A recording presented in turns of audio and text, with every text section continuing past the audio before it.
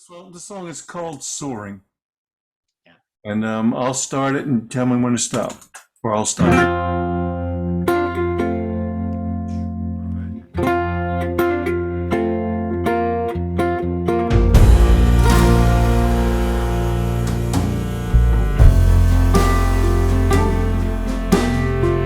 Love. All right, well, to start right away, here you got that beautiful, what was that, a Spanish guitar or something? It's a resonator. Was It's a it resonator. Yeah. And that was also recorded here. right? The drums were recorded here. That's my friend Lauren Kranz playing drums on that. That was quite. This is my favorite cut on the record for a bunch of reasons. All right. I really like the lyric.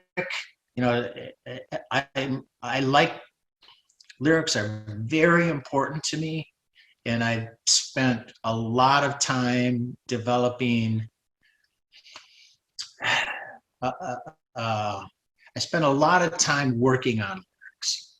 Yes. So I try not to have any throwaway lines in my songs, and I try to have some meat in every song.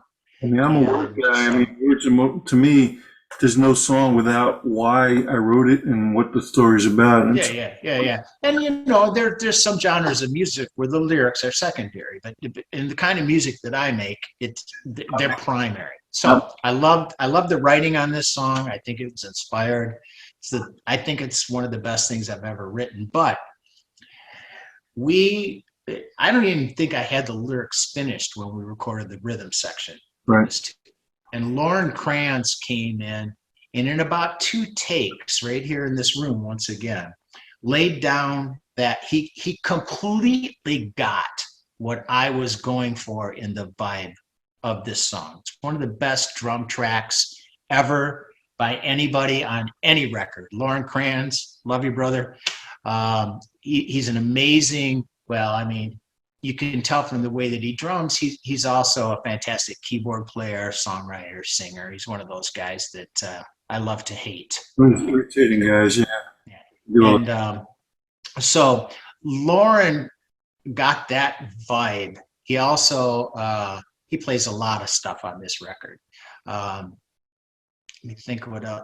I think he only played the drums on this, but anyway, so he set this song up. And as he's over there recording the drums. I'm playing a little scratch guitar. I'm a terrible guitar player, but I'm playing some scratch guitar, trying to get him through it. But he didn't need me. He had done some homework. I sent out shitty demos of these to some of the guys, Right. and this is an incredible drum track, and it makes everything else about this song sound better. When we started recording, I think the next thing we probably did was the resonator guitar. I believe that was done here too. Andy would remember better than You did a harmonica drone at the beginning of this. You want to tell the guys what you were doing there? Well, okay, there's some interesting things on this record, but one of the things I was experimenting with and still am and love is using the harmonica as a cello. And in fact, I often run my harp through an octave pedal and some other effects. And it has kind of a hybrid cello, bassoon, bowed bass kind of feel to it. So there's 2 tracks of that on this record. It kind of sounds like a string bass and a cello. Harmonica players, what microphone did you use and what amp did you use for the heck of it? I wouldn't be able to answer the amp. I'm guessing on this that I used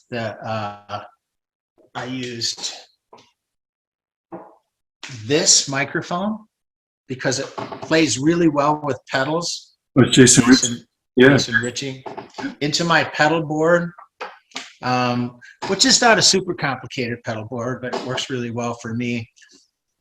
I think that was into it. Sound, you know what? I don't know, but often I take my small late 40s, early 50s National into the studio because even though it's got think a 10-inch speaker in it. The bass is ballsy on that thing, and if you stick a microphone in front of it, you get all that hair. But we've talked about it before. If you play clean notes with hair, or whatever you want to call it, distortion, tube saturation, it can give you a very round, beautiful sound. And so I played through probably, well, for sure, a Pog, probably. And when I used this effect of trying to play like a cello or a string bass, bowed bass, obviously I turned the low octave up. But if you add a little bit of the fundamental and also the high octave, you almost get those. They're not really the harmonics that you would get out of. You playing octaves on the harmonica? Or are you talking about the effects? No, and the effects on the Pog. Okay, so you put, like I was just doing something today like that, where you put the low up, let's say at 2 o'clock, but you also put the high up at maybe 10 or 11 o'clock. I don't put it that high. I just bleed a little bit of the I get actual tone, just to give it a little bit of an edge. And then when you add tube saturation to that, I actually think I also used my heartbreak on that too. Right. I'm thinking in terms of roundness. Right. If that makes any sense to anybody. No, tone shape is everything, yes. So if you play that, if you go back to the beginning, you'll kind of hear that come in. And also, here's the other thing.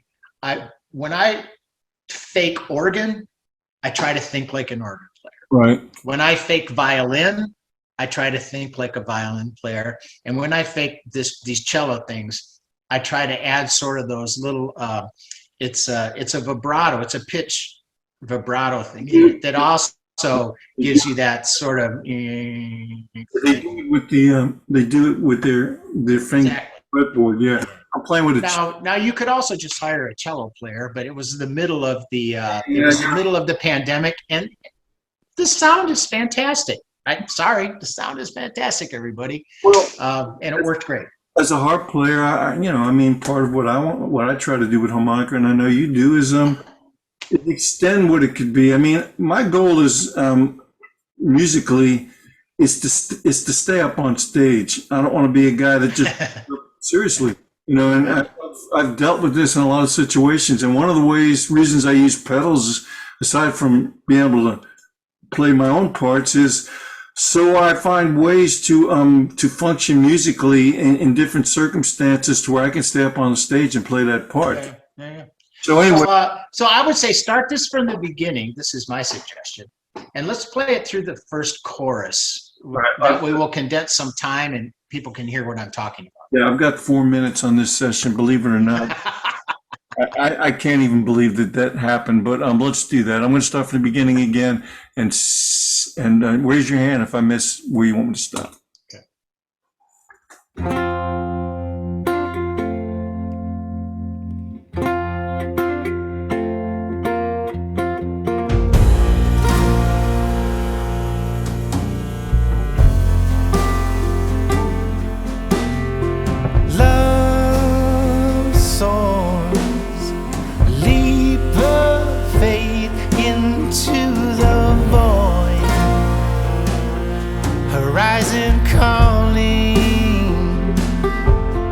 But you don't know if you're flying or falling.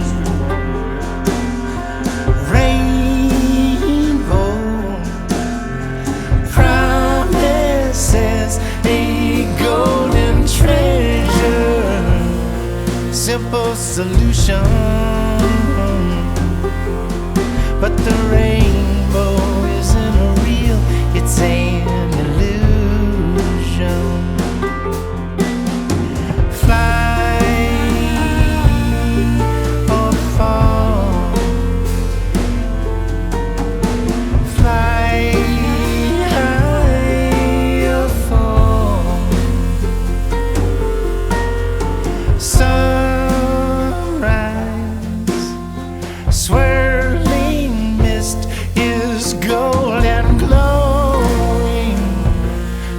river flowing, but the water doesn't know where it is going. Fly or fall, fly or fall.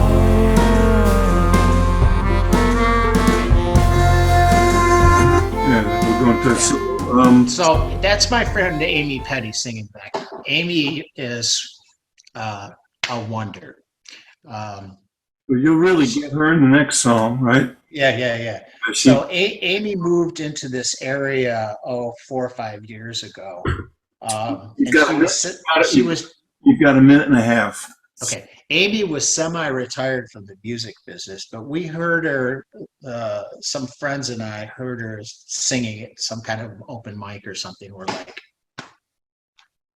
and so we immediately grabbed her to do some projects at re-recording. She sings harmony on a bunch of my stuff, but on this song, she sings an amazing harmony.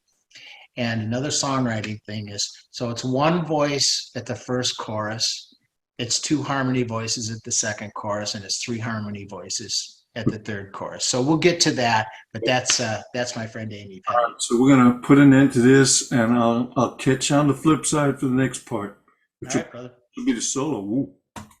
Yeah. Stop me whenever you feel like it. Maybe we'll actually be able to finish the whole solo before you stop me, but we'll see.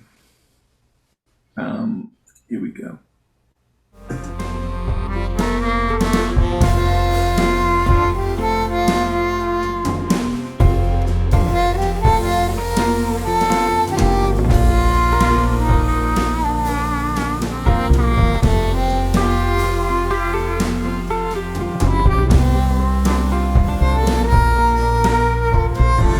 All the bends there, I can hear that.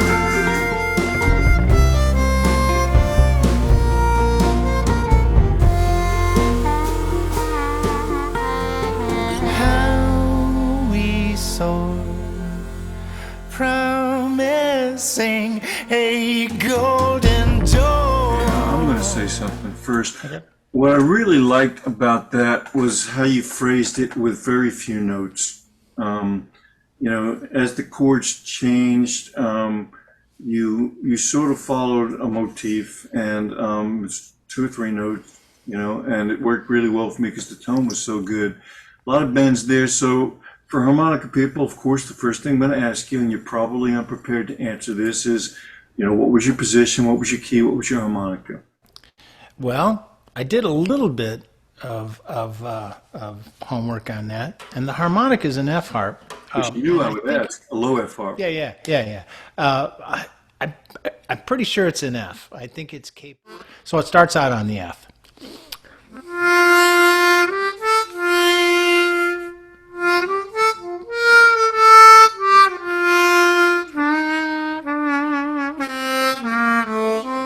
So you're bending down, what, on the third whole draw, going.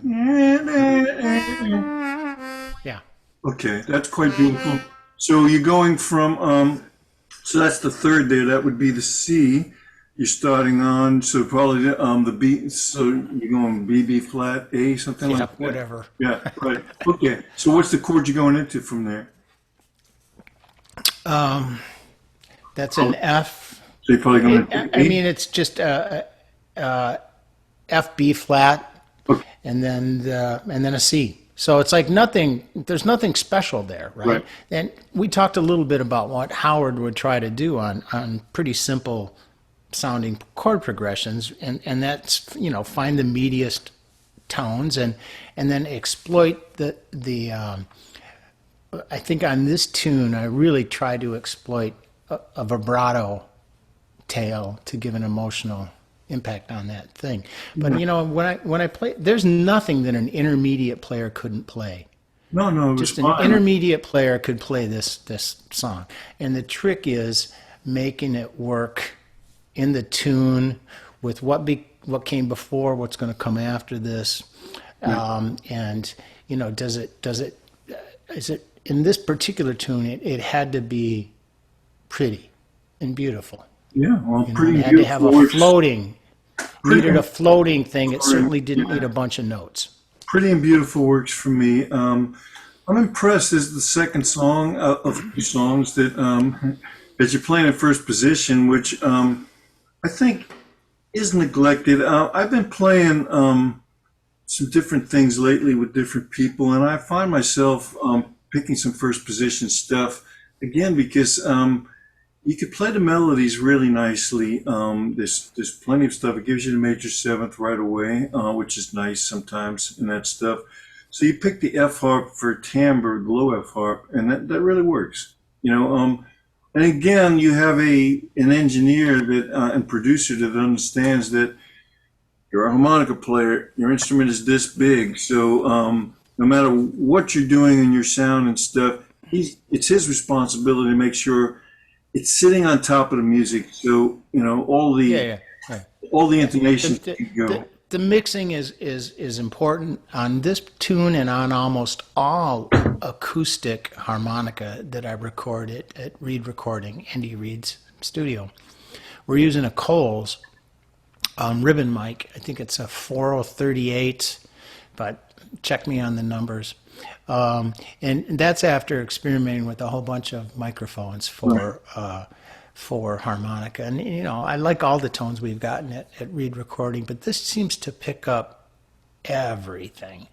Which means you have to be incredibly precise too, and you got to watch your breathing noises and You played it. You played it right there. I was impressed because whenever I try to play something I haven't played in 3 years acoustically on a low F harp right in front of everybody that's ever going to listen to this, it wouldn't sound that good. That was impressive, man. I usually Well, I mean, I played it a couple of times before we I started see. this thing, just to try to remember, because I Christian, knew you were going to ask me what key. You know, I'm going to ask you because you've been so unprepared before this, so that's Yeah. good. All right, good. Well, they say they can't train an old dog, but I'm doing my best. For myself, what I've been using, this is just information for people, is the studio I've been working at. They've got a vintage U67, you know, with the tube, the external tube unit and stuff like that. Boy, it sounded really good. So that's what I've been using for acoustic stuff. Right? Well, you know, that's the first step in the signal chain, obviously. Well, the first step is you, right? Right. And so, I mean, when I'm in the studio, I'm a little bit over red light fever, but on harmonica day, I sometimes have that thing of this has got to be great. This has got to be great. Right. And so there's sometimes some tension in the way that I'm playing. The first thing that you have to do is try to get relaxed. You know, time is money in the studio, so and it's a very artificial environment. Even though I'm quite at home in Andy's studio anyway, right now. So the first thing you got to do Recording is is relax. real. That's the first thing to understand. I said that to Andy yesterday, and he agreed with me completely. People, you know, engineers have this idea. Oh, you know, the way I'm going to be judged is how natural it was, how little effects I put on there. Yeah, that's great, except it's not fucking true because, you know, everybody's affected somehow. And a harmonica is expected to sound like fucking Dylan or something because it's just a harmonica. And no, it's an instrument that has to fit into all that other manufactured sound. So it's an artificial environment that you have to find your way to tuck yourself in. Yeah, yeah, and you know, I've been at Andy's enough so that we've kind of we've gotten comfortable with that. I love the Coles. I love the way it sounds in the headphones, which is huge when you're in the studio. Andy always gives me some Verb in my headphones, and that's like, it's not only, it doesn't just make things kind of sound a little better. It's an inspiration. It's an inspirational thing. You have to sound good in the headphones. And you know, he cues it a lot, but okay, so the signal chain starts with your body, starts with your harmonica, goes through the Coles, which is a wonderful microphone, and then Andy does magic in his signal chain with preamps. He knows better than I do. But I think Andy will back me up on this. So you've got that. So you're looking for me anyway. I'm looking to take Dylan straight out of the formula and make a round sound. I'm not looking to penetrate somebody's brain with a spike. that, Oh, and that song too. which is one of the reasons why I also tend to avoid. I could have played that on a high F harp, I suppose. How would that sound?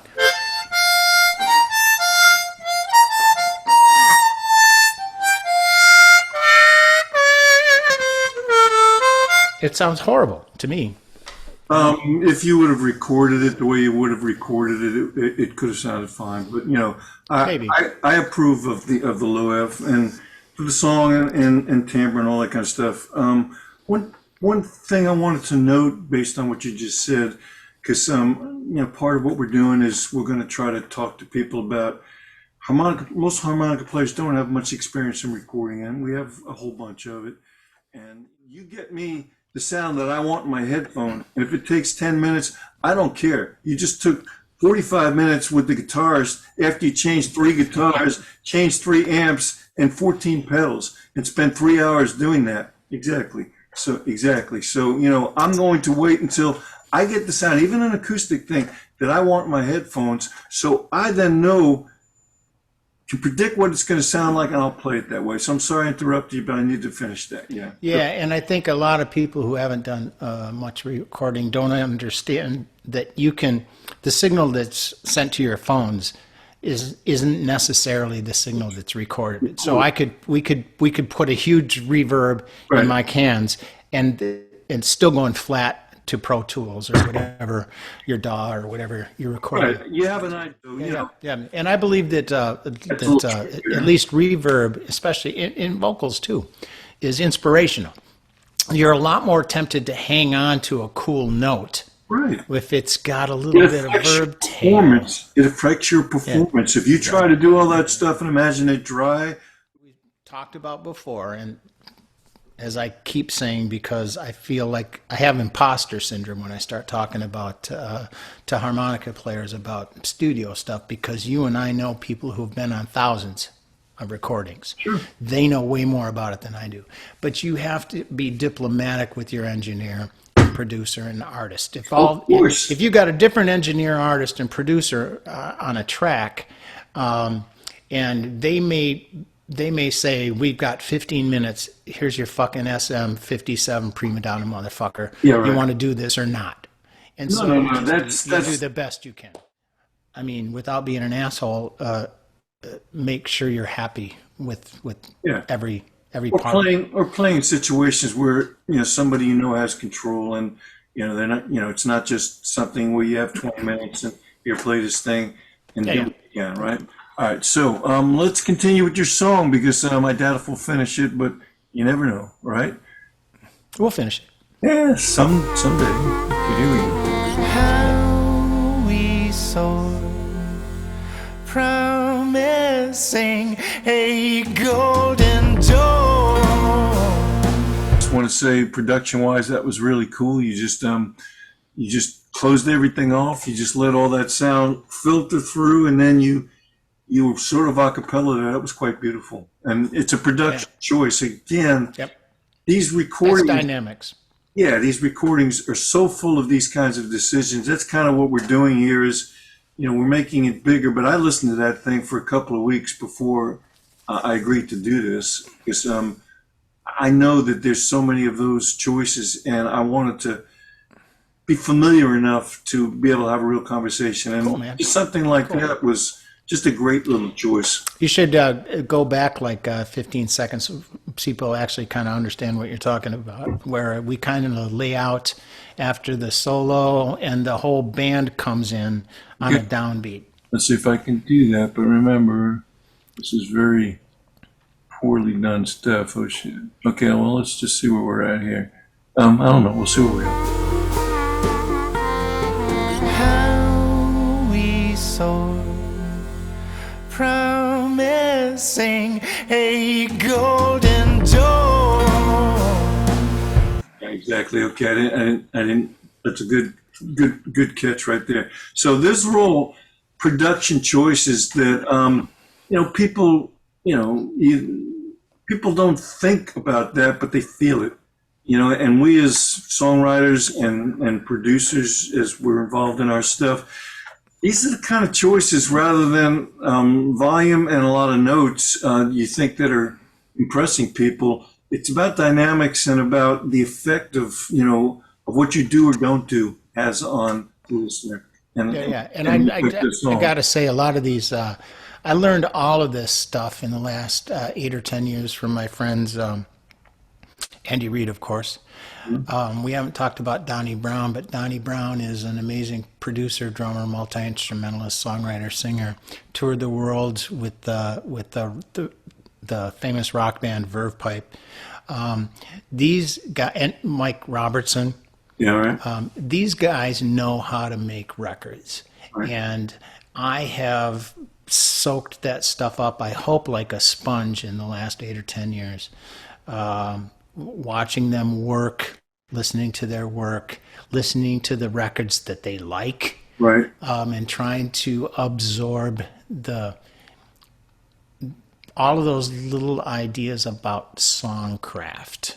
One of My the friend first, Jen Cass also has written beautiful songs for many, many years and has worked with real heavy cats in Nashville. And Jen's albums sound great. And, I've been lucky enough to play with her quite a bit. So these are, keep your ears open. It's Andy and I work together on a lot of this stuff. I'm going to give him credit for 75% of these cool production and engineering ideas, but I've been at this now very seriously for the last few years, so some of this stuff's my idea too. sure. Well, two things. One, I just had this experience when I was in Nashville. When you're performing, you need to have a producer and your friends around to give you feedback. You can't make choices at that moment. You can't hear it. It's just, I don't know, it just doesn't connect that way. And I didn't have I didn't have that in Nashville, and it wasted time and frustrated me a little bit because, I'd go over things for a half hour and then people would come in and we'd have to redo every line because the engineer wasn't listening and giving me good feedback, because you Yeah. can't really hear that. The second thing is, it's not only those guys understand how to make records, they understand how to play. The first thing I ever heard you, that I can recollect with Mike Robertson was the Robertson Brothers Band. And it was video of you guys were in a room, really nicely shot and stuff. And it was ballady kind of stuff, but with big guitars and you playing harmonica, and the space was just fucking beautiful, and that made a big impression on me. And I became a Mike Robertson fan Yeah, yeah. right away from that. All right, let's continue. I'm going to force us to try to finish this. The lamp is dying, and it feels more like falling than flying. Well, it feels more like falling than flying.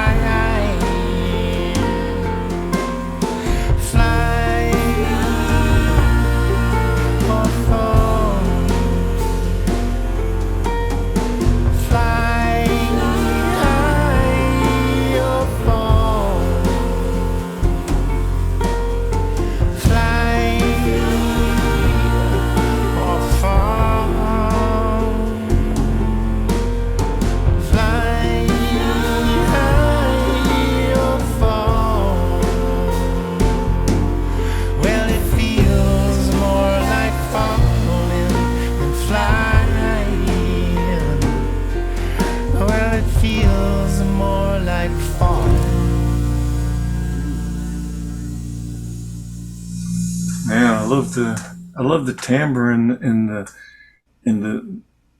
the chords that ended that. It got me in the stomach. We're gonna wait for that for a second. So of course you had Amy doing that beautiful swirling stuff, and she's gonna be featured big time in this next song that we're coming on.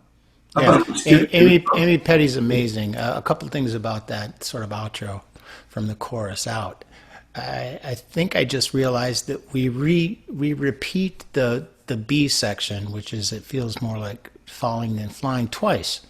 I'm not sure if we do that. Maybe it's at the end of the solo we repeat it twice, but it's a songwriting thing. It's like you want to emphasize it feels more like falling than flying. Then we have some stacked Amy Petty harmonies on the ending. It's just beautiful. she just comes in and knocks it out because that's who Amy Petty is. Right. And then the very last phrase is a trick I learned many, many, many years ago before I knew what they were doing from a Jonathan Brooke record, where at the very last line, I take the effects off the vocal. And if there's like no verb or something, it winds up being like, it feels more like falling than flying. I didn't hear that. It's right in your ears. Let me go back to that for a second because I didn't hear it. We've got 9 minutes or something like that. Once again, I've got to go back to that song from the beginning, but go right to the end here. It's more like falling than flying. Well, it feels more like falling.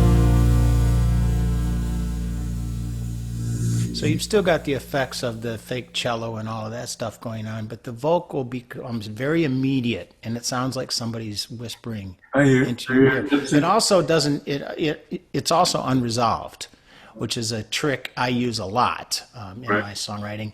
And in fact, when I resolve the ending of a song, it always feels like, how can we fuck that up somehow? Yeah, right. Because if you, especially on this song, I mean, lyrically, this song is about the struggle between expectations and reality, or our hopes and dreams and what really happens. That's what the whole song is about. And the last the last verse is about us as a country, which, I mean, we could do another 10 or 12 hours on what's been going on in the last couple of days Well, we in might. America. We might. Except for, yeah. I would veer between rage and tears, so I'd rather not go there at this time. Well, I've got my statement. I've been sending it out. The song I wrote. Yeah, I know. Yeah. But leaving it unresolved like that was a lyrical statement too. It wasn't just a musical statement. So that's why we did that. But that whole thing of taking the effects off the vocals, I've done it on two or three points during the 5 records that I've made with Andy, and I just think it's a really cool thing if used lightly. But it brings an immediacy to a vocal performance. If the whole thing has been washed in verb and all of a sudden it's like, this is my statement that I'm making right here with no embellishment. Yeah, I'm saying it right to you. I hadn't noticed that, and this is an example of what you just said about, being around your friends and being in environments where you're doing this stuff, and through the choices you're internalizing how this stuff goes, and then when you're in another situation, that internalization then gives you insight into how to do stuff. So the point is that I've never done that, and I can guarantee you that somewhere I'm going to find a spot for it and see how it works, because I just heard it. I just go, It's a good trick in short doses, sort of like the whole step key change. yeah. Well, I'm sure I'll overdo it, and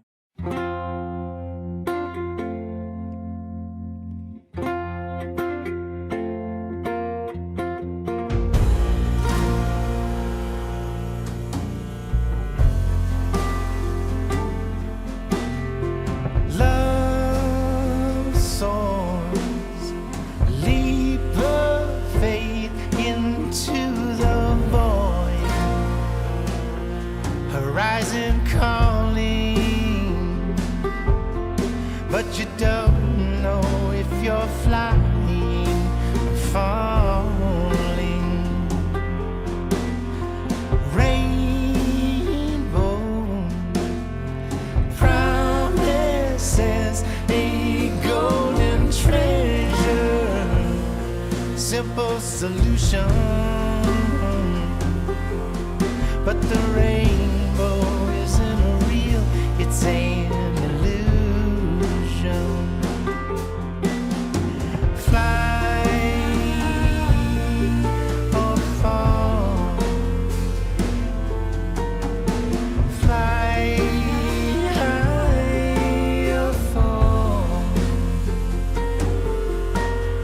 Sunrise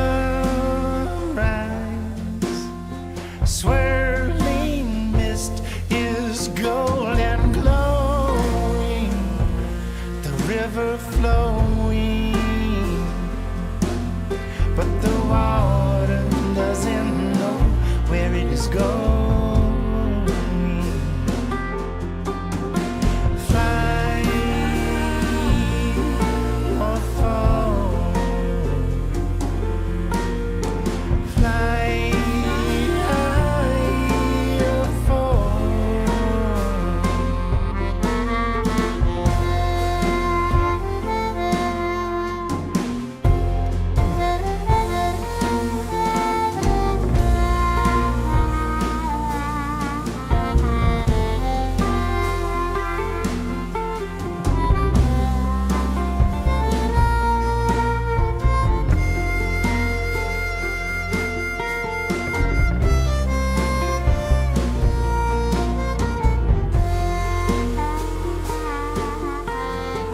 How we soar, promising a golden dawn.